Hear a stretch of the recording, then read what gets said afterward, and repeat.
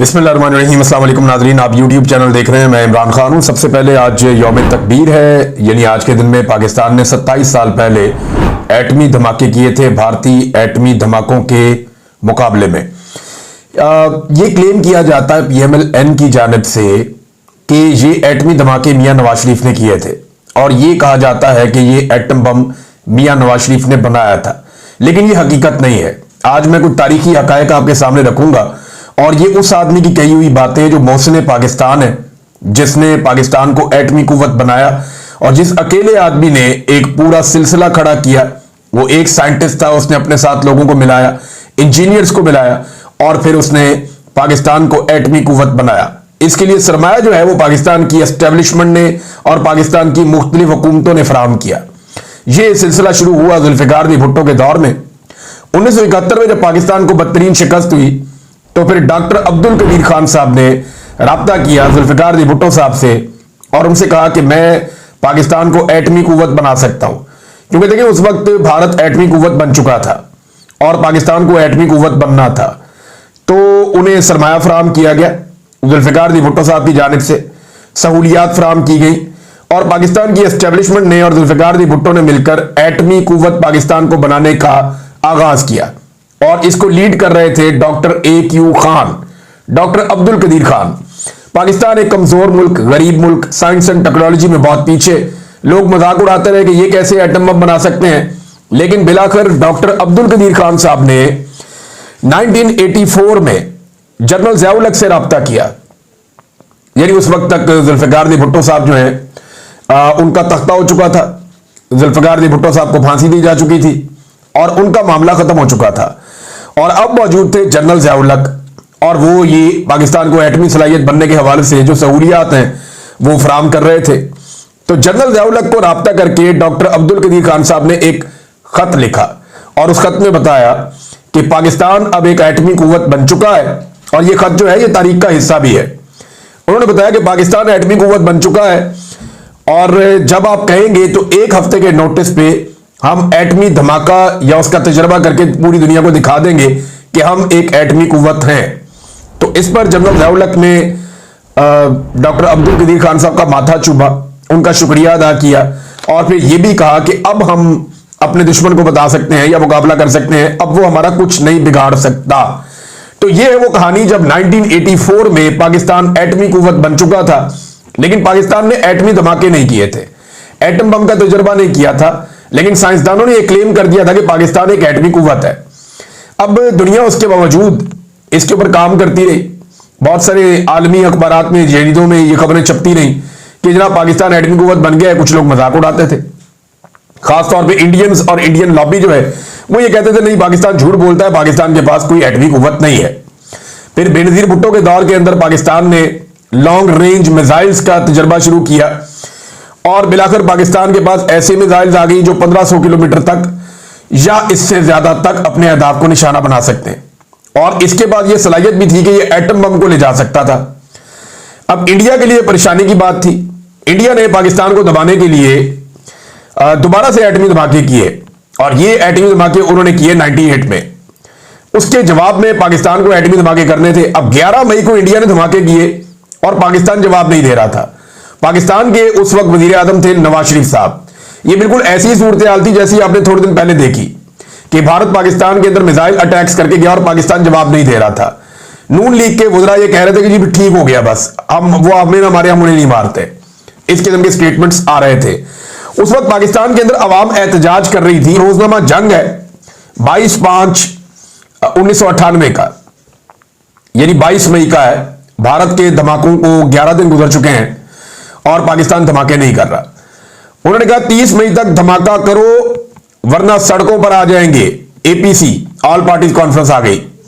ये काजी साहब का अल्टीमेटम, आपको याद होगा जमात इस्लामी के काजी साहब होते थे, ये उनकी बात हो रही है।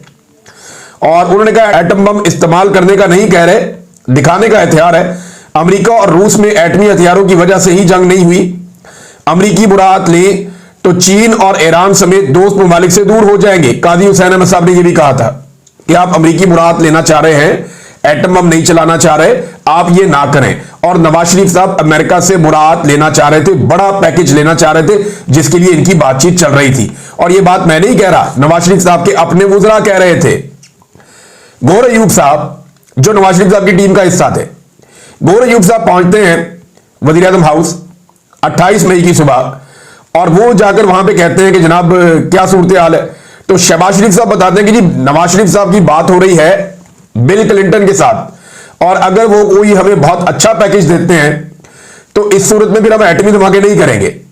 तो इस पे गौहर अयूब साहब ने उन्हें बताया कि जनाब लोड हो चुका है मसाला, अब आप पीछे नहीं हट सकते, क्योंकि सिस्टम जब लोड हो गया है तो अब आप वापस नहीं निकाल सकते चीजों को, क्योंकि ये पहाड़ के नीचे काफी गहराई में जाकर पाकिस्तान ने एटमी धमाके किए थे।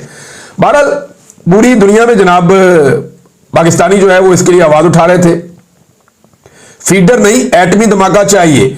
रावलपिंडी में बच्चों का मुजाहरा, अब ये एस्टेब्लिशमेंट भी चाह रही थी। एस्टेब्लिशमेंट जब चाहती है ना तो रावलपिंडी में इस किस्म के बच्चों के मुजाहरे भी करवा दिए जाते हैं। तो डॉक्टर अब्दुल कदीर खान ने एक धमकी लगाई, ये भी उन्हीं दिनों में हुआ। उन्होंने कहा जी अगर आप एटमी धमाके नहीं करते तो इस सूरत में मैं अपने साथियों समेत इस्तीफा दे दूंगा। ये हालात पैदा हो गए थे पाकिस्तान के कि नवाज शरीफ साहब एटमी धमाका नहीं करना चाह रहे थे, वो अमेरिका से कोई बड़ा पैकेज लेना चाह रहे थे और एटमी धमाका करने से गुरेज कर रहे थे। मियां साहब को सबने बताया कि मियां साहब बेड़ा गर्क हो जाएगा, 2/3 अक्सरियत आपके पास है, अवाम आपको नहीं छोड़ेगी। तो मियां साहब ने मीडिया को कंट्रोल करने के लिए जो मीडिया के बॉसेज हैं उन सारों को बुला लिया, और उनको बुलाकर उनके सामने मियां साहब ने इस तरीके से प्रेजेंटेशन रखी कि वो भी मायूस हो गए। और उनमें से फिर खड़े हुए मजीद निजामी साहब, और उन्होंने खड़े होकर कहा कि मियां साहब हम तो कोई और आपसे बात सुनने आए थे कि आप हमें कोई खुशखबरी सुनाएंगे आज एटमी धमाकों के हवाले से। आप तो किसी और मूड में लगते हैं, आप एटमी धमाका कीजिए वरना कौम आपका धमाका कर देगी। ये तारीखी अल्फाज हैं, ये मजीद निजामी साहब अपने मुंह से खुद भी बताते रहे हैं। तो ये मीडिया बॉसेस के सामने बात हुई थी। शहबाज शरीफ साहब ने खुद कह दिया गौहर अयूब साहब को कि जनाब अगर अच्छा पैकेज मिल गया तो हम धमाके नहीं करेंगे। अब ये सारा क्रेडिट जाता है पाकिस्तानी अवाम को, उनका दबाव, उस वक्त की जो अपोजिशन लीडरशिप है उनका दबाव, उस वक्त की जो एस्टेब्लिशमेंट है, और खास तौर पे डॉक्टर अब्दुल कदीर खान और उनकी सारी टीम, जिन्होंने ये कहा कि अगर आपने अब एटमी धमाके ना किए तो हम सारे इस्तीफे देकर चले जाएंगे। ये बहुत बड़ा दबाव था नवाज शरीफ के ऊपर। और फिर उसके बाद मेरा आखिर 28 मई को पाकिस्तान ने धमाके किए। मियां साहब को कहते थे बटन दबाओ, मियां साहब बटन नहीं दबाए। कसम भी तो खानी होती है ना जाके अमेरिकन के सामने, मगरबी ममालिक के सामने कि जी मैं तो इसके हक में ही नहीं था, इन्होंने जबरदस्ती एटमी धमाके कर दिए, मैं तो फंस गया था बतौर वजीर आज़म, मेरा तो फैसला ही नहीं था। अपनी उंगली से बटन को यूं करके दबाएंगे तो वो वीडियो बनेगी, पूरी दुनिया में जाएगी कि नवाज शरीफ ने अपनी उंगली से एटमी धमाका किया। लिहाजा वो रिकॉर्ड मियां साहब ने बनने नहीं दिया और खुद बटन दबाने से गुरेज किया। तो फिर जाके साइंटिस्ट जो है उन्होंने बटन दबाया और फिर एटमी धमाका हो गया। अब जब एटमी धमाका हो गया तो थोड़े अरसे बाद मियां साहब ने अपने खाते में डाल लिया। पब्लिक बड़ी खुश हुई, सियासतदान है ना, उसने कहा जी मौजा ही मौजा, इधर से पैसे नहीं मिले, ये नहीं हुआ वो नहीं हुआ, मेरी मंशा के खिलाफ काम हो गया, अपने खाते में डाल लो। 84 में बना हुआ बम नवाज शरीफ ने 98 में अपने खाते में डाल लिया। अंदाजा करें आप। और जो बम नवाज शरीफ कभी भी नहीं चलाना चाहता था, जिसका बटन दबाने की भी जरूरत नहीं कर रहा था, वो अपने खाते में डाल लिया मियां साहब ने। अच्छा, कभी इसमें छुट्टी नहीं हुई, ये चलता रहा ऐसे ही कई साल तक, 25 साल 26 साल गुजर गए, कभी छुट्टी नहीं हुई। ये गुज़िश्ता साल से हुकूमत ने इसके ऊपर छुट्टी का ऐलान कर दिया। और गुज़िश्ता साल इसलिए छुट्टी का ऐलान किया था कि इमरान खान साहब के केसेस लगे हुए थे और उस दिन केसेस को डिले में डालना था, लिहाजा इन्होंने छुट्टी दे दी। साइफर वाला मामला था, दूसरे मामला थे, तो 1 साल और गुजर गया, बहुत सारे उनमें मामला उड़ गए, फारग हो गए। लेकिन मियां नवाज शरीफ साहब को आपको पता है कि आदत है क्रेडिट लेने की। और आज ये अखबार की एक तस्वीर भी आप देख लें, मैं आपके सामने रख देता हूं, ये जरा गौर से देखें आप। इसके अंदर आपको कुछ चेहरे नजर आ रहे हैं इस अखबार के अंदर। नीचे मियां नवाज शरीफ आपको नजर आ रहा है। जब ये एटमी धमाका हुआ था उस वक्त की गालिबन एक तस्वीर है, मियां नवाज शरीफ की निकाल कर लगाई गई है। नीचे अखबार की कटिंग लगाई गई है, पाकिस्तान ने 5 धमाके कर दिए, एटमी धमाके। बैकग्राउंड में पीछे करके एक फोटो लगाई गई है जुल्फिकार दी भुट्टो की, और नीचे साथ में कुछ लोगों की तस्वीर लगाई गई हैं, बस और कुछ भी नहीं, बस यही दिखाया गया। हालांकि इसहाक खान साहब का एक बड़ा रोल था इसमें, और भी बहुत सारे रोल था लोगों का। जुल्फिकार दी भुट्टो साहब की जो फोटो है वो बैकग्राउंड में ऐसे लगाई गई है कि मुबहम सी नजर आ रही है, नवाज शरीफ को जरा हाईलाइट किया गया है। इंटरेस्टिंग बात यह है कि जुल्फिकार जी भुट्टो के अलावा इस पूरी तस्वीर में जितने लोग मौजूद हैं उनमें से कोई भी या किसी का भी एटमी धमाके से किसी किस्म का कोई ताल्लुक नहीं है। नवाज शरीफ वो शख्स जो बटन दबाने से डर रहा था, शहबाज शरीफ वो शख्स जो ये बता रहा था कि हमारी अमेरिका से डील चल रही है, हम बड़ा पैकेज ले लेंगे, और इसके अलावा फील्ड मार्शल आसिम मुनीर, इनका कोई ताल्लुक नहीं एटमी धमाके करने से।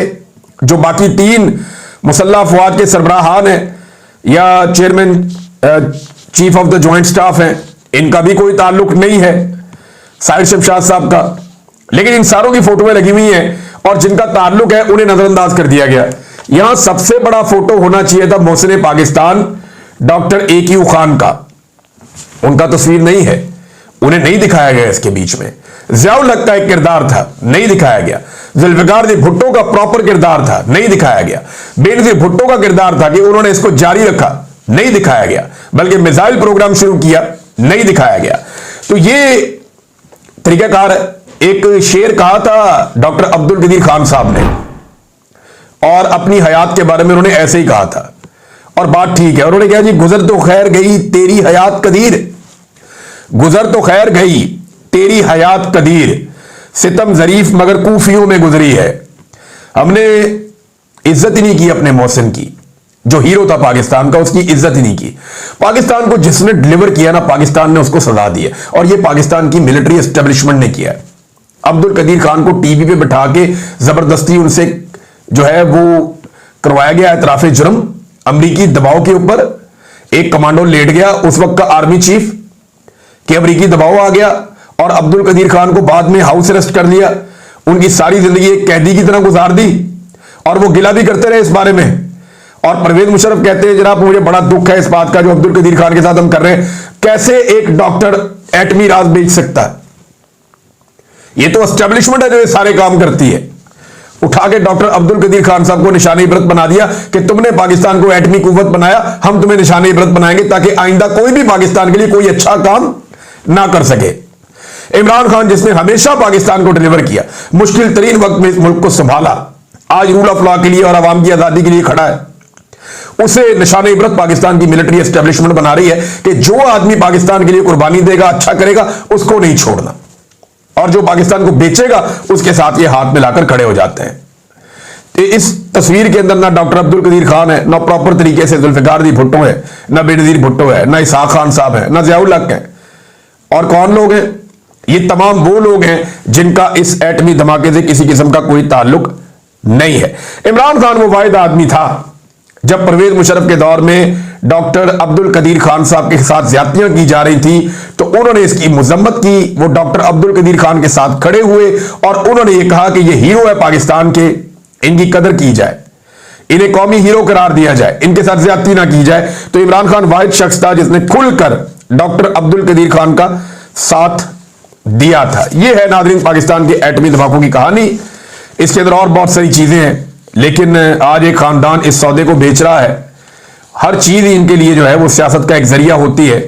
ये कभी भी इस कौम के बारे में, इस मुल्क के बारे में नहीं सोचते, हर चीज को अपने एंगल से सोचते हैं। इमरान खान साहब का नाज़रीन एक स्टेटमेंट आया, मुख्तसर स्टेटमेंट है लेकिन इसमें बहुत बड़ा पैगाम है। साबिक वज़ीर आज़म इमरान खान साहब जेल में हैं और उन्होंने बातचीत करते हुए कहा कि जेल कवानीन के तहत मेरी अहलिया बुशरा बेगम से हफ्ते में 30 मिनट की एक मुलाकात तय है, लेकिन वो भी कई रोज से नहीं करवाई जा रही। आज भी शेड्यूल के मुताबिक मुलाकात थी जो नहीं करवाई गई।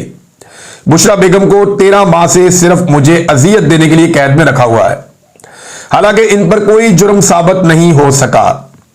ये कुछ भी कर लें, मैं इनकी फिरौनियत के सामने ना झुकूंगा और ना ही कोई डील करूंगा। ये है वो बात जहां पे आके बड़ी सख्त तकलीफ होती है पाकिस्तान की मिलिट्री एस्टेब्लिशमेंट को और पाकिस्तान की फौजी क़यादत को कि जनाब ये कैसे हो सकता है कि एक सिविलियन, एक ऐसा शख्स जिसे हम कीड़े मकोड़े समझते हैं, कीड़े मकोड़े हैं 20-25 करोड़, इनमें से एक आदमी उठता है, एक कीड़ा मकोड़ा, और वो खड़ा होकर कहता है कि मैं तुम्हारे सामने नहीं झुकूंगा। वो हमारे सामने कैसे बगावत कर सकता है? वो हमारे सामने कैसे खड़ा हो सकता है? ताकत, बंदूक और डंडा तो हमारे पास है, तो हमारे सामने कैसे खड़ा हो सकता है? ये जो एक रऊनत है ना, ये काबू नहीं आ रही और इमरान खान इसको चैलेंज कर रहा है बार बार। ये है असल प्रॉब्लम। टाउट्स बेचारे कभी इधर की घुमाते हैं, कभी उधर की घुमाते हैं, बेचारे अपनी अपनी कहानियां सुनाते हैं, सौदा बेचते हैं, इधर से लाके इधर से लाके। असल बात यह है कि मिलिट्री एस्टेब्लिशमेंट को प्रॉब्लम है कि एक बंदा आकर हमारे सामने खड़ा कैसे हो गया। भाई जब तक हमारे सामने सर नहीं झुकाएगा हम नहीं छोड़ेंगे। वो कहता है मैं नहीं झुकाता, मैं नहीं झुकूंगा, ना ही कोई डील करूंगा। मेरी सलमान अकरम राजा के लिए खुसूसी हिदायत है कि हाई कोर्ट में जेल हुकाम के खिलाफ तौहीन अदालत की दरखास्त दायर की जाए और उसके साथ साथ बुनियादी इंसानी हकूक की खिलाफ वर्जी पर सुप्रीम कोर्ट में भी पटिशन दायर की जाए। आप तमाम लोग तैयार रहे, जल्द मुल्क गिर एहतजाजी तहरीक चलाई जाएगी। ये जनाब इमरान खान साहब का पैगाम है। उन्होंने नेक्स्ट गियर डाला हुआ है, 4x4 इमरान खान साहब ने इस वक्त लगाया हुआ है और वो चढ़ते ही चले आ रहे हैं, पीछे हटने का नाम नहीं ले रहे। जेल के अंदर बैठ के एक आदमी इतना मजबूत कैसे हो सकता है, ये निजाम को भी समझ नहीं आ रही। टाउट्स कह रहे हैं जी फौजी क़यादत इमरान खान से नफरत करती है। फौजी क़यादत कहती है हमारा सियासत में किरदार कोई नहीं है। टाउट्स कह रहे हैं नहीं जी, फौजी क़यादत इमरान खान से नफरत करती है। क़यादत कौन है? फील्ड मार्शल आसिम मुनीर साहब हैं और बाकी भी नाम ले लें जनाब, कौन कौन है। क्या DG ISI या पाकिस्तान के जो साहिर शमशाद साहब हैं या बाकी लोग हैं, क्या ये सारी फौजी क़यादत इमरान खान से नफरत करती है?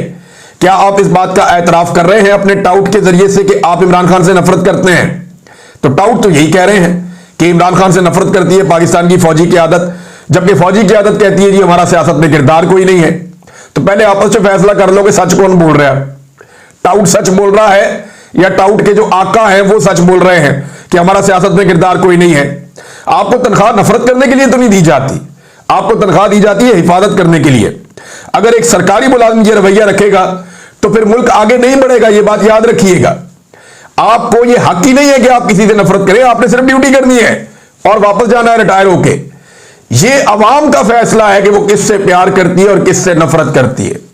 आज लोग इमरान खान से प्यार करते हैं और जो कोई भी इमरान खान से नफरत करता है लोग उससे नफरत करते हैं। और अगर ये सिलसिला नहीं रोका तो हम एक सर्वे और करवाएंगे और उस सर्वे के अंदर हम ये पूछेंगे लोगों से कि आप किससे ज्यादा नफरत करते हैं और फिर हम ऑप्शंस दे देंगे, क्योंकि नफरत करने का हक मेरी नजर में सिर्फ अवाम को है। फौजी क़यादत को नफरत करने का हक नहीं है, सियासी क़यादत को नफरत करने का हक नहीं है, जो मुल्क के ऊपर ओहदों पे आके बैठ जाते हैं उनको नफरत करने का हक नहीं है। अवाम के पास ये हक है कि वो किसको प्यार करे और किसको नफरत करे।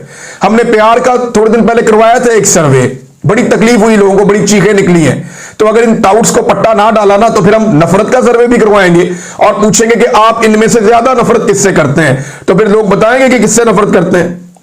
नाज़रीन, प्रेस क्लब इस्लामाबाद के सामने एक एहतजाज किया गया और एहतजाज था फलस्तीनियों के हक में, क्योंकि बड़ा जुल्म हो रहा है, बच्चे शहीद किए जा रहे हैं, जिंदा जलाए जा रहे हैं गाजा में। तो गाजा के जो रहने वाले हैं उनके हक में एक एहतजाज का प्लान किया गया। छोटे बच्चे भी थे, खवातीन भी थी, दीगर अफराद भी थे, उन्हें गिरफ्तार करके कोहसार थाने में बंद कर दिया गया। सेनेटर मुश्ताक साहब ने इसके ऊपर एक ट्वीट भी किए कि ये प्रेस क्लब के सामने गाजा में खातून डॉक्टर अल अंजार के 9 बच्चों की शहादत पर डॉक्टर्स, बच्चों और माओं के लिए ताज़ियती कैंप लगाया गया था ताकि माएँ, बच्चे और डॉक्टर अपनी ताज़ियत करें। अब ये पुलिस ने वहां पे जनाब फाशिज्म कर दिया, हल्ला बोल दिया, उनको उठाया, गिरफ्तार करके ले गए। क्या फलस्तीनियों के लिए ताज़ियती कैंप लगाना कि ताज़ियत आप करना चाह रहे हैं, एक कैंप आप लगा रहे हैं, अफसोस का इजहार है, वो भी मना है। ये जो विजुअल्स है ना नाज़रीन, मुझे पता नहीं क्यों ऐसा लगता है कि इन मनाजिर को बाकायदा फिल्मा करके देखें। जो गजा के लिए उठता है, जो फलस्तीनियों के हक में उठता है या जो इसराइल के खिलाफ एहतजाज करता है, देखें हम पाकिस्तान में उनको निशान इबरत बनाते हैं। ये वीडियोस मेरे ख्याल में ले जाके अपने आकाओं को दिखाई जाती है कि हमसे ज्यादा आपका वफादार कोई नहीं है।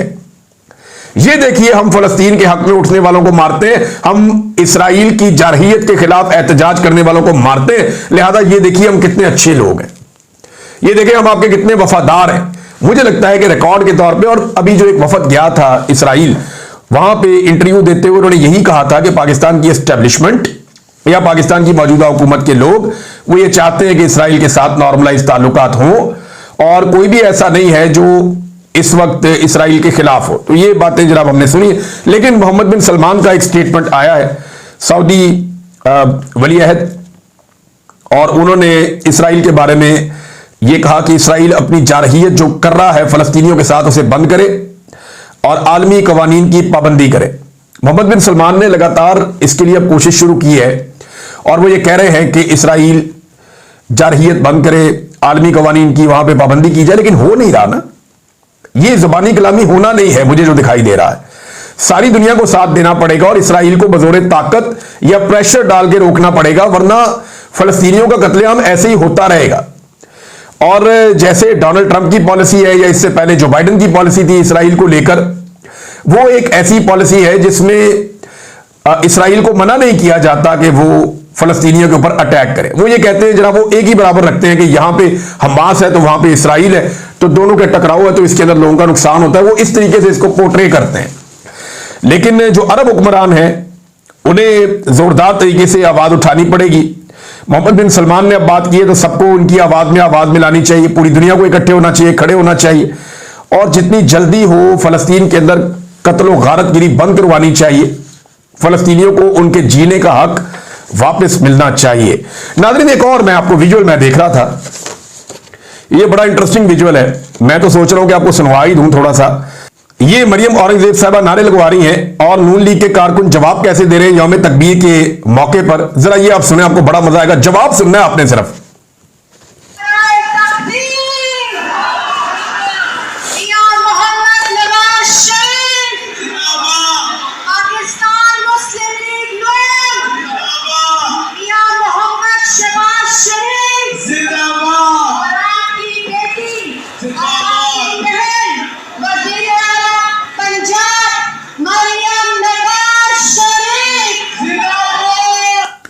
तीन चार बंदे हैं जो जिंदाबाद कह रहे हैं। हाँ, जब यौम तकबीर पे नारा तकबीर बुलंद किया तो बहुत सारे लोगों ने कहा जिंदाबाद, लेकिन नवाज शरीफ, शहबाज शरीफ, मरियम नवाज के नामों के ऊपर वहां पे कारकुन जिंदाबाद भी नहीं कह रहे। भाई वहां पे 150-200 कारकुन था तो कम से कम 150 तो बोलता ना।